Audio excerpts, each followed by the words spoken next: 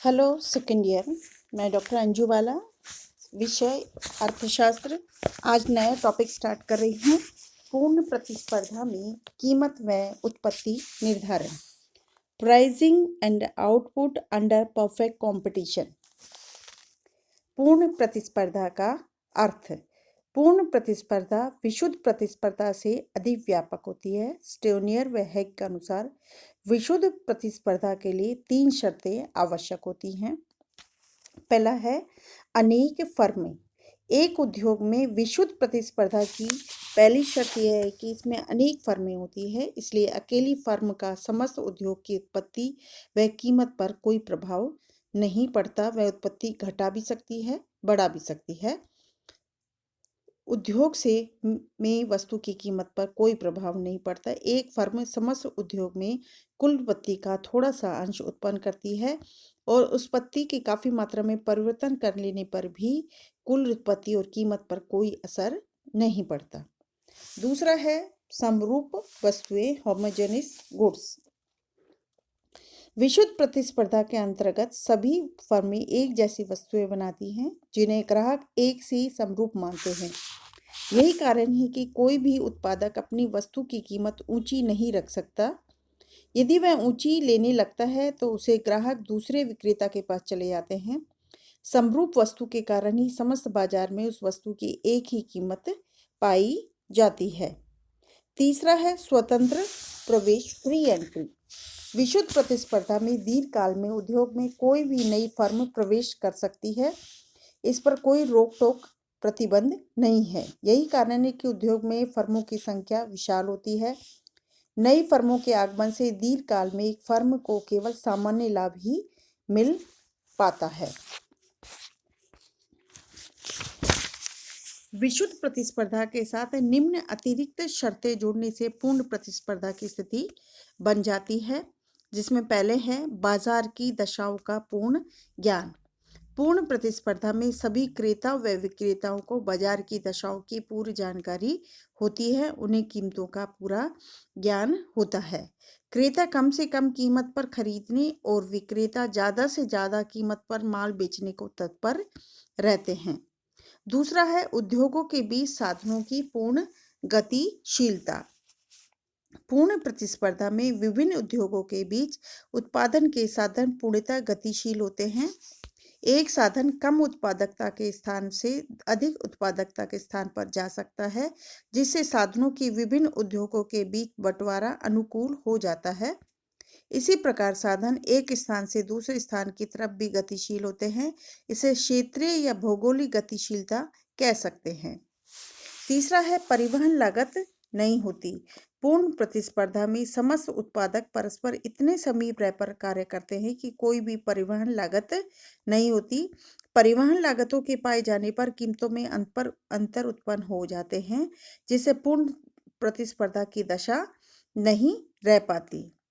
इस प्रकार पूर्ण प्रतिस्पर्धा के लिए अनेक फर्में, समरूप वस्तुएं, स्वतंत्र बाजार, बाजार का पूर्ण ज्ञान, साधनों की पूर्ण गतिशीलता एवं परिवहन लागतों की अनुपस्थिति की शर्तें मान ली जाती हैं।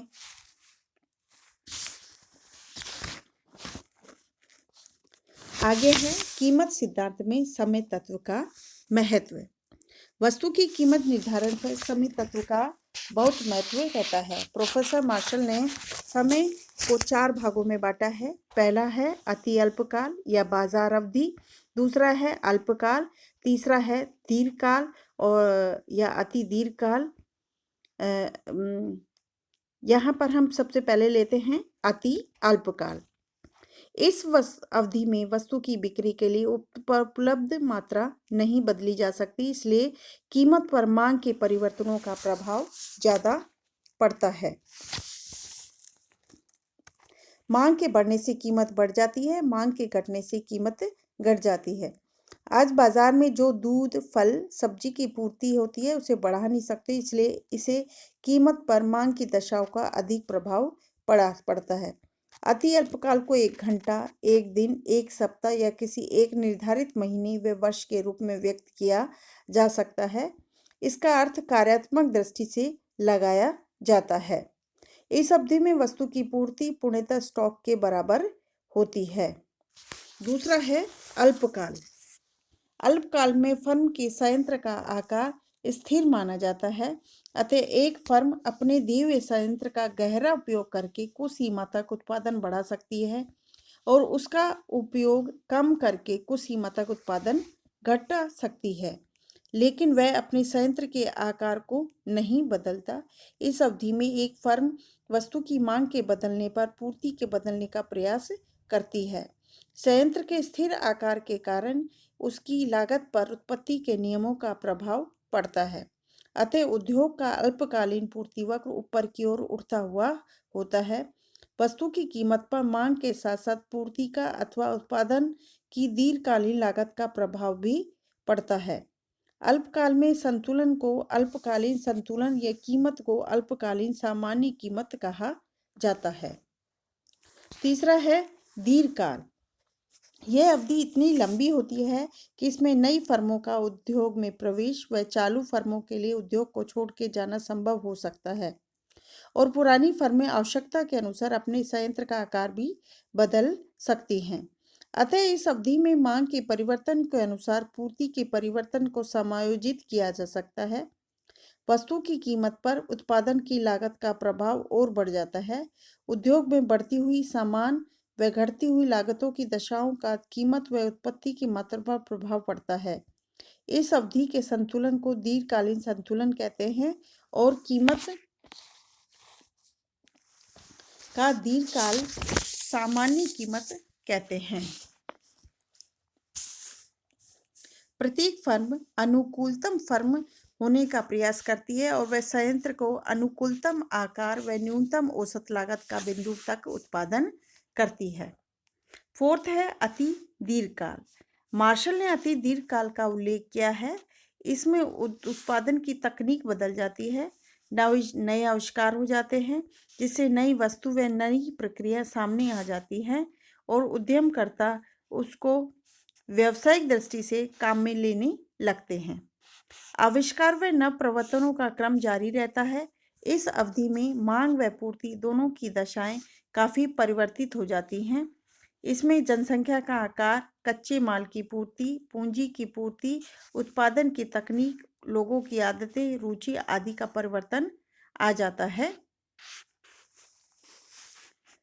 प्रोफेसर मार्शल के अनुसार हम जितना कम समय लेते हैं उतना ही मूल्य पर मांग का प्रभाव अधिक होता है और जितना अधिक समय लेते हैं उतना ही मूल्य पर उत्पादन लागत का या पूर्ति का प्रभाव अधिक होता है।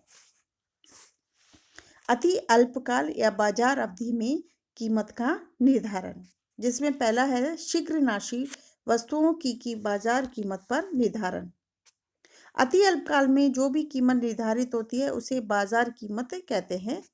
इस अवधि में शीघ्रनाशी वस्तुएं जैसे दूध, फल, सब्जी आदि की पूर्ति स्थिर होती है, अतः वस्तु की कीमत पर मांग की परिवर्तनों का प्रभाव पड़ता है।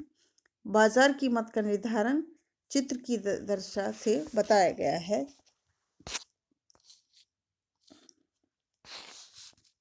जैसा कि चित्र में OX पे वस्तु की मात्रा ली है, OY पर वस्तु की कीमत ली है। अति अल्पकाल में पूर्ति वक्र लाइन पूर्ति कीमत बिल्कुल स्ट्रेट होती है, क्षैतिज होती है। शुरू में Q बिंदु पर संतुलन होता है जहाँ DD रेखा है और OP बिंदु का OP कीमत निर्धारित होती है।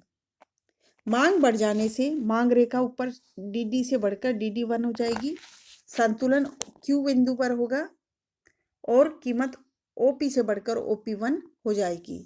तो इस चित्र से ये मालूम पड़ता है कि कीमत पर केवल मांग के परिवर्तनों का प्रभाव पड़ रहा है, जबकि पूर्ति स्थिर बनी हुई है।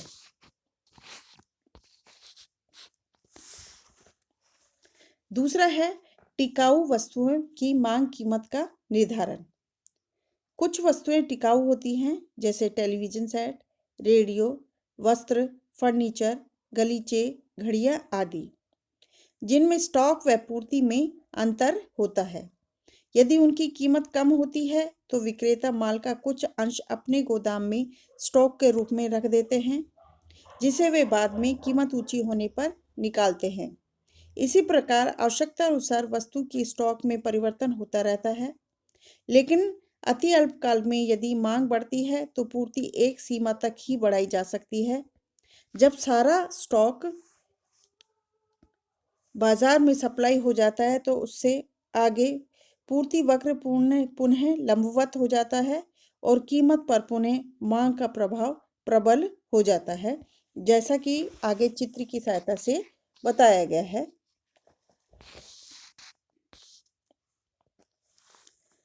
चित्र में जैसे बताया गया है कि ओ एक्स पे हमने वस्तु की मात्रा ली है और ओ वाई पर हमने कीमत ली है। पूर्ति रेखा एस एस E1 SS है कि स्टार्टिंग में SSDD आपकी रेखा है, जहाँ पर E2 बिंदु पर संतुलन हो पर कीमत OP और मात्रा OQ हो जाती है। अगर DD रेखा बढ़कर ऊपर हो जाती है तो उस पर पूर्ति भी बढ़कर OQ2 से OQ1 हो जाती है और कीमत OP2 से OP1 हो जाती है, यानी कि टिकाऊ वस्तु की स्थिति में मांग बढ़ने पर कुछ सीमा तक उसकी पूर्ति भी बढ़ाई जा सकती है। इसी प्रकार अगर मांग कम हो जाती है तो मांग वक्र नीचे की ओर खिसक जाता है, ये बिंदु पर संतुलन होता है और कीमत घटकर OP2 से OP हो जाती है और मात्रा भी OQ2 से OQ हो जाती है। इस प्रकार टिकाऊ वस्तु के संदर्भ में पूर्ति को एक सीमा तक हम बढ़ा सकते हैं और घटा भी सकते हैं।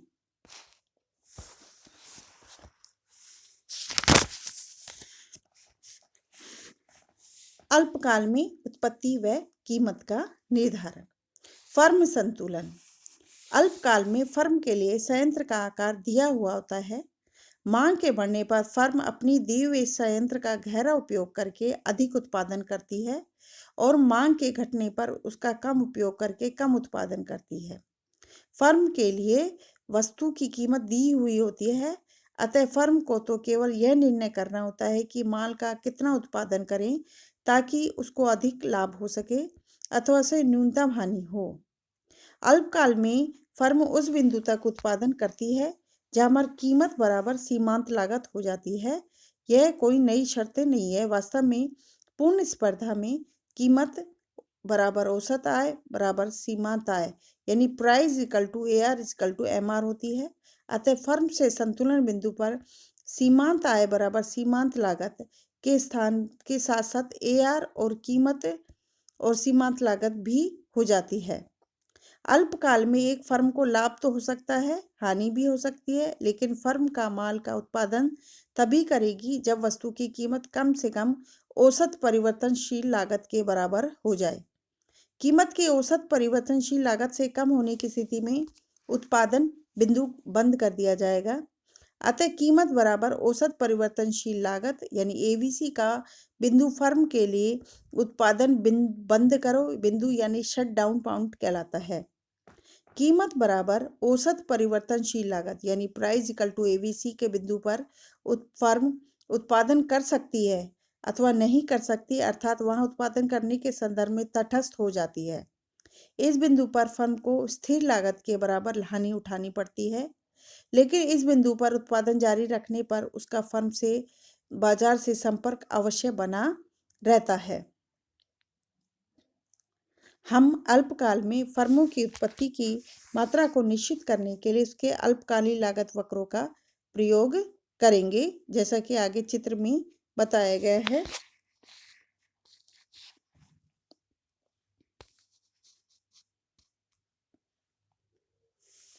चित्र में OX पे हमने वस्तु की मात्रा ली है, OY पर लागत व कीमतें ली है। इसमें अब देखिए आप, ये है आपका औसत परिवर्तनशील लागत और उसमें औसत स्थिर लागत जब जुड़ जाती है तो ये हो गया हमारा अल्पकालीन औसत लागत, और ये है आपका AR और MR। और इसी प्रकार इस वक्र को काटता हुआ ये है MC, यानी SMC MC, और ये है AR इजिकल टू MR, जो Q बिंदु पर उत्पादन हो रहा है, Q बिंदु पर संतुलन हो रहा है।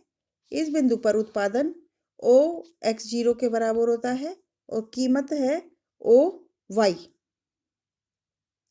लेकिन इस बिंदु पर आप देखिए कि केवल यहाँ पर एवरेज, यहाँ पर जो कॉस्ट है वो X0 M के बराबर ही होती है, और इस बिंदु पर अगर उत्पादन करती है तो फर्म को Q0 और M के बराबर लाभ मिलता है।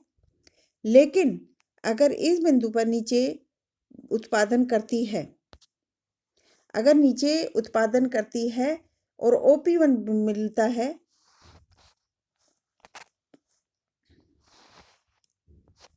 Q1 बिंदु पर OX1 करता है, तो ऐसी स्थिति में फर्म को कोई लाभ नहीं होता, केवल सामान्य लाभ होता है। यहाँ पर स्थिर लागत और औसत परिवर्तनशील लागत दोनों प्राप्त हो रही है। लेकिन उसके साथ ही अगर Q3 बिंदु पर उत्पादन होता है, Q3 बिंदु पर एवरेज वेरिएबल कॉस्ट केवल प्राप्त हो रही है और स्थिर लागत है वो प्राप्त नहीं हो रहा, तो यानी Q बिंदु है वो उत्पादन बिंदु यानी शट डाउन पॉइंट है। अगर इससे नीचे अगर कीमत चली जाती, OP3 की से भी नीचे कीमत चली जाएगी, तो एक फर्म उत्पादन बंद कर देती है। Thank you very much.